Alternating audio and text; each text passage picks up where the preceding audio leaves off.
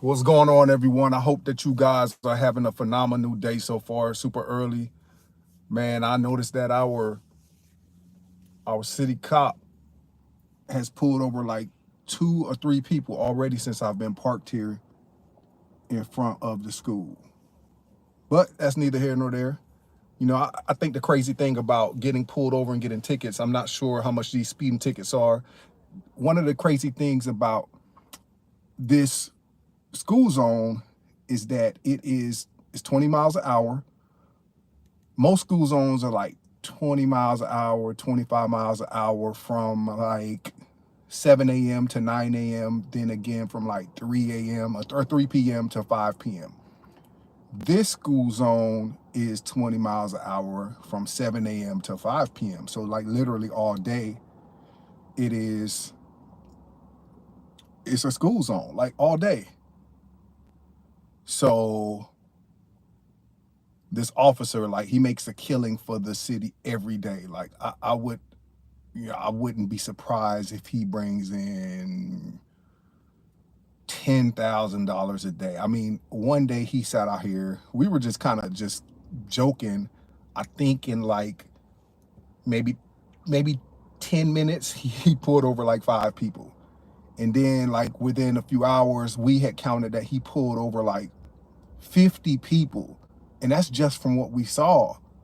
So I think about the loss of finance when he pulls these people over. Think about a $200 or $300 or $400 ticket, depending on how fast you're going over the speed limit of 20. I mean, it's easy to get, caught going 30 miles an hour. There he go, he about to get somebody else. It's easy to get caught going 30 miles an hour because right before you get into the school zone, the speed limit is 30 miles an hour.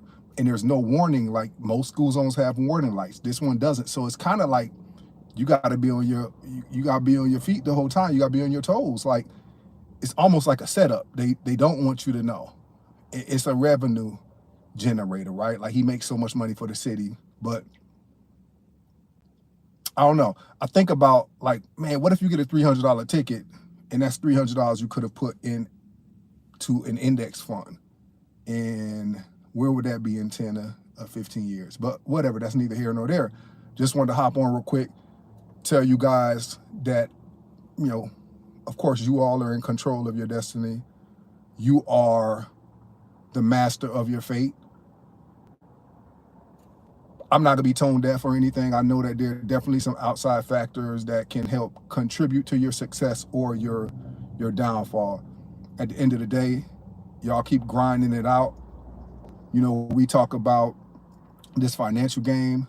One of the best documentaries I've ever seen was the documentary on PBS. There were 2 parts. I think the first one came out in 2013 and the second one came out in 2024. And it was basically two families. And it's called Two American Families or something like that. And it really documents their journey from when the families had little kids to now, them being elderly and their kids all being grown and having kids of their own.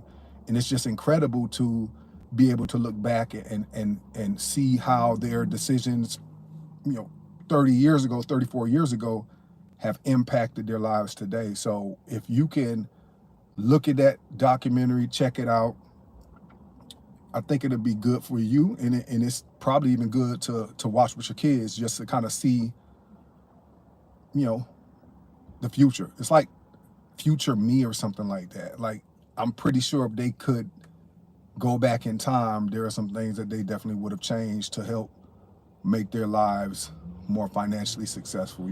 It's hard to get out of that. It's hard to get out of poverty. I think it's very hard to get out of poverty because you're behind the 8 ball and you're always ripping and running. You're always trying to climb out of a hole. And as you are climbing out of the hole, it seems like the hole is also being dug deeper at the same time. So I think it's important as parents to teach our kids at a young age, like every decision you make is going to impact the rest of your life. So if you can delay gratification, if you could do that kind of thing, that can definitely help you on your journey to financial success. I mean, you're gonna get old. That's the bottom line. You're gonna get old, God willing. you know, and if you do get old, you want to be financially stable, you want to have an opportunity to live your best lives, you know, at an elderly age. You do not want to be dependent on anybody else or the government or anything like that. So, hey, I appreciate you guys. I think I'm gonna do a little bit more of the whole live stream thing. I got some Q&As I'm gonna be doing. I'm gonna also be talking, having money chats with people as well. So I'm looking forward to these conversations. But hey, y'all keep grinding it out. Keep doing your thing. It's hard out there. It is hard out there. It's hard out there. You got to choose your heart. Like I told my son, you got to choose your heart. Hey, if you don't want to go to the military, you don't want to go to the Air Force or the Marines or the Army, cool. Stay in construction. Either way it goes, you have to choose your heart.